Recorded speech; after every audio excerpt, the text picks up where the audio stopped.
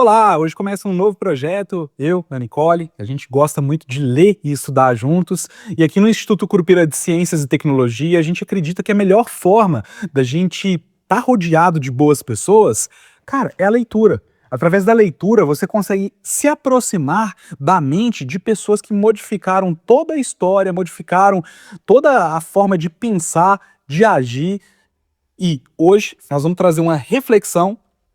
Vamos começar a ler juntos o livro O Homem Mais Rico da Babilônia. Vai ser um formato bem diferente. A gente já chegou a ver alguns outros audiobooks dentro do YouTube, e geralmente é aquele audiobook meio engessado e tal. E o nosso objetivo é justamente a gente ler esse livro juntos, e além de ler juntos, durante o processo dessa leitura, a gente colocar um pouco das nossas opiniões e reflexões que a gente está tendo hoje no Aqui e no Agora. Então é uma coisa que, um formato que a gente encontrou de estudar juntos e de poder levar um pouquinho desse estudo, um pouquinho desse momento para a vida de outras pessoas. Tem algo a compartilhar, Nicole? Isso é muito bacana, muito obrigada por estar dividindo esse conhecimento, né? É um livro que vai trazer realmente muito conhecimento para muita gente e nos abrir também para mais interação com a gente mesmo, com o outro, a nossa forma de enxergar a vida, e vai ser uma bênção. Show de bola! A gente vai sempre fazer essas leituras. A gente todo dia lê um pouquinho e vai somando aqui dentro desse áudio, unindo tudo, para depois a gente ter um vídeo completo, um áudio completo, com um livro completo para você ouvir no carro, ouvir enquanto você lava a louça, organiza a casa. E a gente vai começar essa leitura de hoje apresentando o que é a proposta do livro, O Homem Mais Rico da Babilônia, que é um livro extremamente famoso. Eu já cheguei a ler esse livro já há algum tempo atrás, mas eu era muito novo e tinha uma visão de mundo. Agora, com 29 anos, o que será que mudou? Eu acho que é muito importante a gente relembrar, porque realmente é um livro aí que eu não sei se ele é best-seller, mas ele é um livro fantástico, que já mudou a vida de muita gente. Então a apresentação do livro é: com mais de 2 milhões de exemplares vendidos no mundo todo, O Homem Mais Rico da Babilônia é um clássico sobre como multiplicar a riqueza e solucionar problemas financeiros.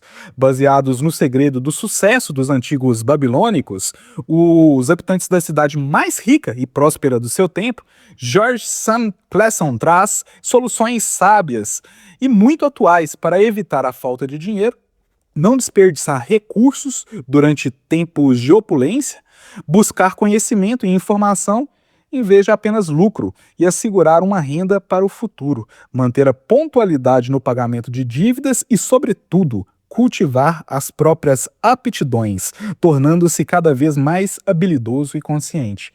Então, nessa apresentação do livro, eu acho muito legal que apresenta uma visão que é a visão que eu tenho de vida, que fazer dinheiro está muito ligado às suas capacidades emocionais internas, né, suas skills internas e propósito. Então, o dinheiro além do dinheiro. Como fazer dinheiro? Ninguém ganha dinheiro. Ganha dinheiro é quem é criança ou quem é mendigo, quem é morador de rua. O resto faz, e a gente faz com propósito. Tem algo a ser complementado, Nicole? Com certeza. Uma vez eu vi uma pessoa falando assim: ah, eu vou ali pegar o leite da vaca. E isso, realmente, a vaca não dá leite, né? Você que tem que ir lá tirar o leite da vaca para, se você quiser beber. Legal demais. A gente vai direto ao ponto, já no início da história que começa pelo o homem que desejava o ouro, e vamos começar a leitura. Bansir, o fabricante de carruagens da Babilônia, achava-se completamente desanimado, sentado na mureta que cercava a sua propriedade, contemplando com frieza, com tristeza, a habitação humilde e a oficina aberta, onde se podia ver uma carruagem em fase de acabamento.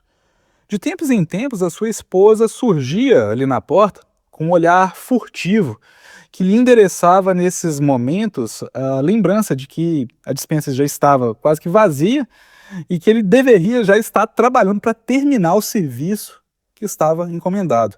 Martelando aqui, ali, cortando ali, lixando e pintando, esticando o couro para ferrar os aros das rodas, em suma, preparando o veículo para ser entregado, a fim de que pudesse receber o pagamento do seu cliente rico. Não obstante, seu corpo robusto e musculoso permanecia apaticamente sobre a mureta. Então ele estava ali, tinha que ser concluído, né, uma missão, mas aparentemente ele estava sem energia e seu raciocínio lento ocupava-te um problema cuja resposta não conseguia encontrar uma solução. O sol abrasador, tão comum no vale de Eufrates, castigava-o sem piedade. Gotas de suor formavam-se acima de suas sobrancelhas e pingavam despercebidas para se perderem na mata cerrada de seu peito. Além de sua casa, erguiam-se as altas muralhas em terrapleno que cercavam o palácio do rei. Próximo, espetando o céu azul, ficava colorido torre do templo de Bel.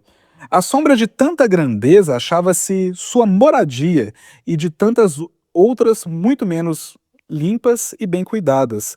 A Babilônia ela era assim, uma mistura de grandeza, por um lado, e do outro lado, a miséria, de riqueza ostentatória e a mediocridade. Tudo convivendo sem plano ou sistema dentro de muralhas protetoras da cidade. Então, até o presente momento, a gente vê que existe um contraste muito grande, né? Por um lado, tinha muita riqueza, por outro lado, muita pobreza. Atrás dele, se apenas tivesse o cuidado de voltar-se e olhar-se, as barulhentas carruagens do rico passavam aos solavancos e obrigavam a sair do caminho tanto comerciante de sandália quanto os mendigos de pés descalços. Até o rico era forçado a buscar a sarjeta para dar passagem às longas filas de escravos, carregadores de água, todos a serviço do rei, cada qual transportando pesados sacos de pele de cabra cheios d'água para regar os jardins suspensos. Mansir achava-se muito absorvido por seu próprio problema para ouvir ou prestar atenção ao confuso burburinho da atarefada cidade. Foi uma repentina sucessão de acordes de uma líria família que arrancou do devaneio. Ele virou a cabeça e deu de cara com um rosto delicado e sorridente em seu melhor amigo, Cobb, o músico. Passam-se os deuses a abençoá-lo com grande generosidade. Meu bom amigo, começou Cobb, numa saudação rebuscada. Entretanto, parece que já o fizeram, pois não vejo entregue ao trabalho. Regozijo-me como você por sua boa sorte, mas ainda gostaria de partilhar isso com você, por favor. Dessa sua bolsa, que deve estar abarrotada, pois, do contrário, você encontraria-se na oficina. Me empreste 2 humildes ciclos, que devolverei logo após o banquete dos nobres essa noite. Você não chegará a sentir falta deles. Então, legal, ó. Esses livros, galera, é muito legal essa possibilidade que a gente está tendo de fazer essa leitura, e diferente dos outros audiobooks que eu já vi, que tem o texto na íntegra, e algumas pessoas têm dificuldade de interpretação, e quando a gente interpreta junto, a gente aprende junto e consegue se desenvolver junto. O que está sendo narrado nessa história é o quê? Que, de um lado, a gente tinha na antiga Babilônia muita riqueza, do outro lado muita pobreza, a gente tem um personagem principal nessa crise, né, das dificuldades, a gente tinha muitos escravos carregando água, e ele passando pela cidade, ele é surpreendido com um amigo, músico, sorridente, chegando para ele e pedindo dinheiro emprestado. Então, esse livro ele vai falar com a gente justamente sobre como a gente administrar melhor o nosso dinheiro, e vamos dar continuidade. Se eu tivesse 2 ciclos, respondeu Mansir melancolicamente, não poderia emprestá-los a ninguém, nem mesmo a você, que é meu melhor amigo, pois eles constituiriam a minha fortuna, toda a minha fortuna. Ninguém empresta o único dinheiro que possui, nem mesmo para o melhor amigo. O quê? Exclamou Cobb. Tô realmente surpreso. Não tem um único símbolo na algibera, talvez seja a bolsa, e fica postado como uma estátua sobre essa mureta? Como assim? Você está sem dinheiro e você está aí parado? Por que não terminou a sua carruagem? Como pode sustentar o seu raro apetite? Isso não é normal em você, meu amigo. Onde está a sua inesgotável energia? Alguma coisa lhe aconteceu? Trouxeram-se-lhe os deuses algum infortúnio, alguma infelicidade? Deve ser mesmo um tormento dos deuses, disse Bansir, concordando. Tudo começou com um sonho sem sentido, onde eu me via como um homem de posses. De meu cinturão pendia um belo saco, pesado de tanta moeda. Dali retirava punhados de ciclos que eu lançava com uma liberalidade descuidosa aos mendigos. Havia moedas de prata, com que eu comprava presentes para minha esposa e que bem desejasse para mim mesmo. Havia moedas de ouro que me tranquilizavam quanto ao futuro e me deixavam sem medo de gastar à vontade as moedas de prata. Uma sensação magnífica de contentamento enchia o meu peito. Você não teria reconhecido o seu velho diligente amigo, como não teria reconhecido a minha mulher, com suas faces saudavelmente rosadas e sem rugas. Ela era novamente a mocinha sorridente, nossos primeiros anos de casados. Um sonho agradável, sem dúvidas, comentou Cobb. Mas por que deveriam essas sensações tão prazerosas deixá-lo apático e deprimido nesse momento? Porque quando acordei e me lembrei de que não tinha um centavo sequer, um sentimento de revolta tomou conta de mim. Vamos conversar um pouco sobre isso, pois, como dizem os marinheiros, estamos no mesmo barco, nós dois. Quando meninos, fomos juntos às sacerdotes do templo buscá-lo a sabedoria, na juventude, divertindo-nos um bocado. Como homens feitos, mantivemos-nos amigos íntimos, tendo sido, de algum modo, súditos, conformados. Temos nos contentado em trabalhar longas horas, gastar nossos ganhos livremente. Conseguimos muito dinheiro nos últimos anos, mas só em sonhos poderíamos conhecer as alegrias decorrentes da riqueza. Ora, não passamos de duas ovelhinhas pacatas. Vivemos na mais rica cidade do mundo. Os viajantes costumam dizer que nenhuma outra se iguala e ela em prosperidade, se iguala a ela em prosperidade. Tanta ostentação de riqueza nas nossas barbas, mas nós mesmos ficamos a ver navios, depois de praticamente meia existência trabalhando árduo, trabalhando duro, pesado. Meu melhor amigo se acha em um níquel e me procura para dizer: não poderia me emprestar a bagatela de 2 ciclos até o término do banquete dos nobres essa noite? E o que? Respondo, digo por acaso, aqui está a minha bolsa. Dividirei com você os 2 ciclos que aí se encontram. Não simplesmente admito que minha bolsa está vazia, quanto à sua, mas o que há? Porque não podemos obter prata e ouro mais que apenas o necessário para sustentar nossos filhos. Pense também em nossos filhos, continuou Bansir. Não estão seguindo o caminho dos pais? Tem cabimento que eles e suas famílias e filhos e famílias de seus filhos passem a vida inteira no meio de tantos guardarões de ouro e, apesar disso, exatamente como nós, contentem-se com mingau e leite de cabras azedo? Cobb estava perplexo. Em todos esses anos de amizade, nunca vi falando desse modo, Bansir, porque na verdade nunca tinha pensado assim. Desde as primeiras luzes da manhã e até o escuro da noite, me fizeram largar as ferramentas, trabalhei duro para montar as mais finas carruagens que um homem pode fazer, esperando credulamente que um dia os deuses reconhecessem o valor de minhas obras e me recompensariam por isso com maior prosperidade, pois nunca o fizeram. Finalmente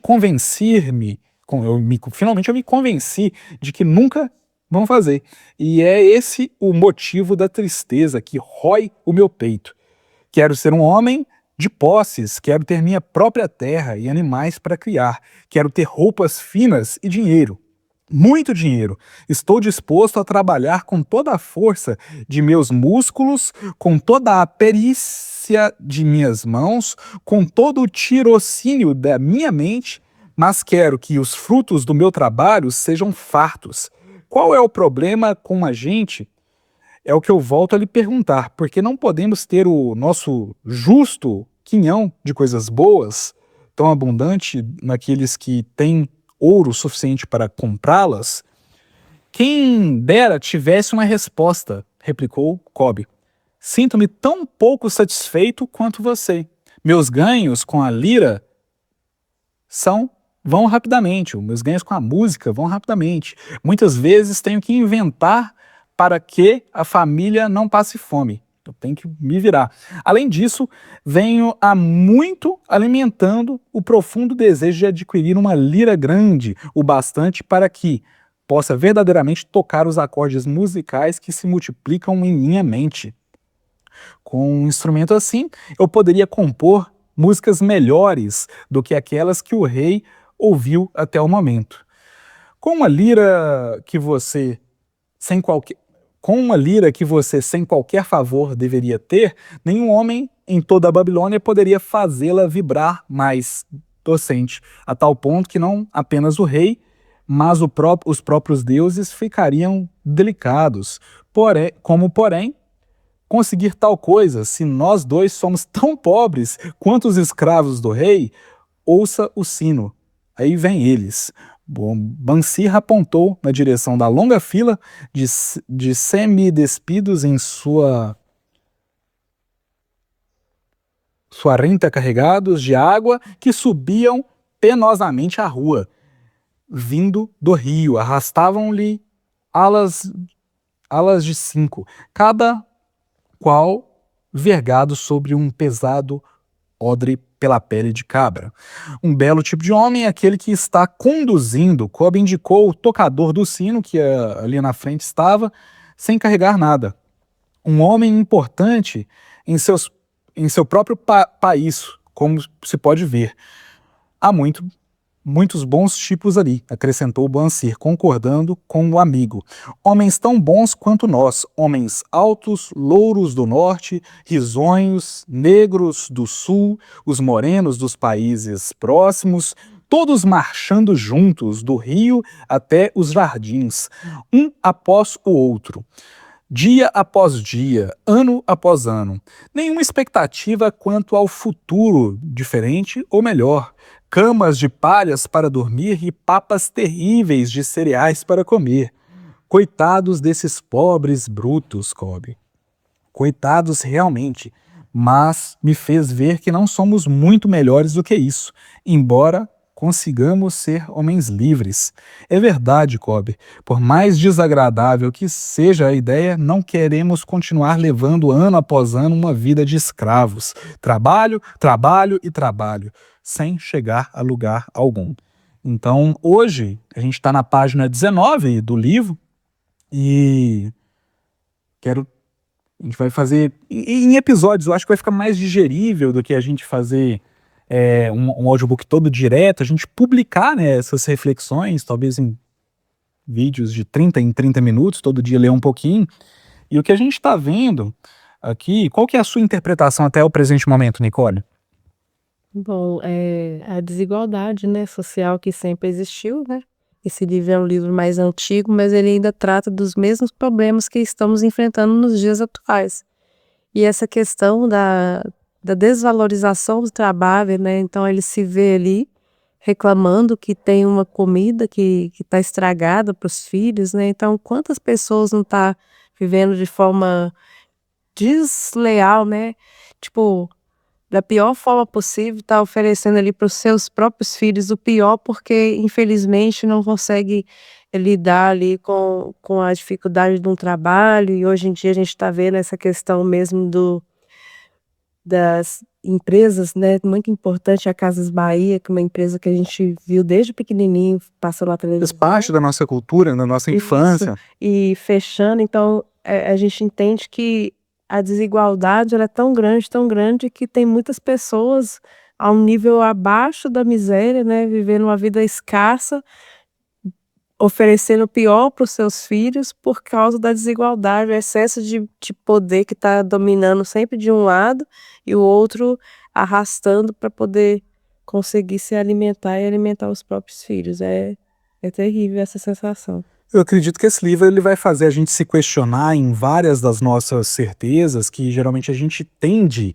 a culpabilizar o outro, não, a minha infortuna, a minha infelicidade, a minha tristeza, é porque existem pessoas me explorando, existem pessoas que estão realmente ganhando em cima da minha cabeça, da minha riqueza, e eu quero trazer uma reflexão que eu acho que se conecta bem com O Homem Mais Rico da Babilônia, que algum tempo atrás, é um cara que é muito perseguido, que é o Elon Musk. O Elon Musk, ele fundou a SpaceX, o cara teve presente aí na fundação do PayPal, de banco online, várias e várias coisas, e ele é um cara que é bastante perseguido já há algum tempo, e algum tempo atrás a galera foi falou assim, ó, pô, você vai comprar Twitter, que hoje em dia se transforma no X, e falou assim, pô, você vai comprar Twitter, por que você não acaba com a fome do mundo? Você é um cara egoísta, você querendo mandar foguete pra Marte e tal, você é um babaca, você é um grandíssimo idiota. Aí ele falou assim, pô, quanto que fica? Manda aí o valor e o projeto que eu financei. Mas eu quero que vocês me passem um relatório de cada centavo que eu vou entrar com o dinheiro. Porque o problema da fome global, ele transcende a simplesmente a questão do dinheiro.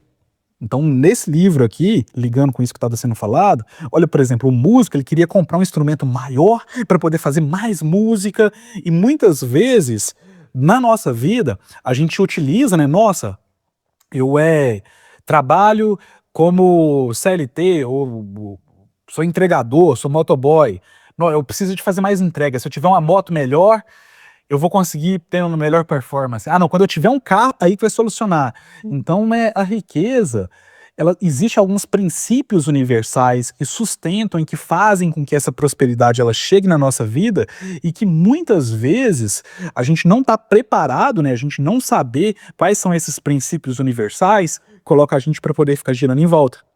Sim, a gente está muito ligado ao que está nos faltando, né, com aquela perspectiva, tipo: "Não, quando eu estiver isso, eu vou estar pronta para chegar no nível que eu quero estar. Mais curso, mais isso", Quando eu tiver uma faculdade, nunca quando eu ficou tiver. pronto o Nunca tá pronto, suficiente. nunca tá pronto. Então, será? A pergunta que eu faço para você, ouvinte, que está acompanhando a gente no presente momento, será que o Kobe, que é o músico, ele iria ganhar mais dinheiro e ia resolver o problema dele se ele tivesse simplesmente um instrumento maior? Será que o Boacir, não sei se é assim que pronuncia, mas fica sendo assim a partir de agora, ele conseguiria trazer mais riqueza, mais prosperidade para si, para sua família, se ele tivesse melhores ferramentas, se ele tivesse uma melhor garagem? Então a gente vê ao longo dessa reflexão e das afirmações entre o diálogo entre os dois personagens, que ambos já estão assim já há algum tempo, já dedicaram meia vida, igual foi citado no vídeo, de esforço, muito mega hiper esforço, e por mais que eles se esforcem, eles sentem a sensação de não conseguir sair do lugar. Então muita gente acaba trazendo essa perspectiva assim, de meritocracia, que é só você trabalhar, que se você trabalhar você vai conseguir ter resultado, e quem trabalha mais acaba conseguindo ter mais resultado, mais prosperidade, e se as coisas fossem verdadeiramente assim, quem acorda cedo fica rico, quem trabalha mais fica rico, o padeiro já estaria multimilionário.